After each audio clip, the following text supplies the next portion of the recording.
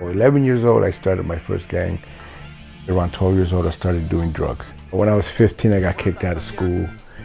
So that's where I ended up living in the streets. And somebody was going to fall through the cracks. I ended up being the one that fell through the cracks.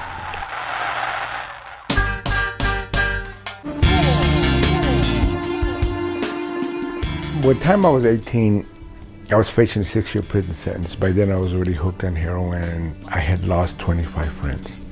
They ended up dying, they ended up becoming heroin addicts, or they ended up in prison. There's almost a part of me really wanted to die, but it wasn't in the cards. You know, the way things fell, I got shot at half a dozen times and never got hit, including machine gun fire, point blank range.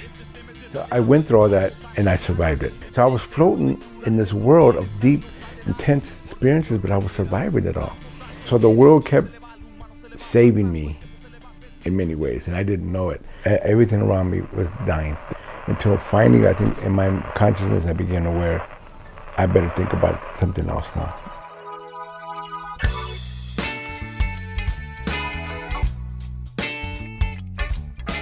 Me being the weird homie with the books was important. Because when you read books, whole worlds open up to you, even though your world is so limited and you think there's no way out of it. But I had a world of books, which, again, I didn't know anybody in my neighborhood that did. And everybody that I told thought I was crazy. Even my family. Oh man, you were in gangs, you were on drugs, now you want to be a writer? Forget it, you're lost now. That was like the worst thing I could ever want to be. But it was something so compelling to me.